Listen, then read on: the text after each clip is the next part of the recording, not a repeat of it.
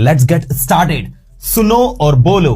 Listen and speak. पहले सुनो फिर बोलो। First listen and then speak. आप सुनते नहीं हो। You don't listen. आपकी प्रॉब्लम है कि आप सुनते नहीं हो। Your problem is that you don't listen.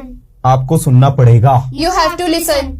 You have to listen or you will have to listen. You will have to listen. Yes, you will have to listen. क्या पढ़ाई कर रहे हो? Are you studying? क्या पढ़ाई करते हो? Do you study? क्या पढ़ाई करना चाहते हो? Do you want to study? वो कौन है? Who is he? मैं नहीं जानता उसे। I don't know him. वो आपका भाई है। He is your brother. वो आपका भाई है और आप उसे नहीं जानते। He is your brother and you don't know him. मैं उसे अच्छे से जानता हूँ। I know him very well. I know him very well. अभी आप क्या कर रहे हो? What are you doing right now? आप पढ़ाई क्यों कर रहे हो? Why are you studying? आपने पढ़ाई क्यों की? Why did you study? आप पढ़ाई कैसे कर रहे हो? How do you study? आपको वहाँ नहीं जाना चाहिए। You should not go there. मैं वहाँ नहीं जाना चाहता। I don't want to go there. मैं पढ़ाई करना चाहता हूँ। I want to study. क्या पढ़ाई करते हो? Do you study? क्या आपने सुना? Did you क्या आप सुन listen? सकते हो? Can you क्या बोल listen? रहे हो? Are क्या you बोलो?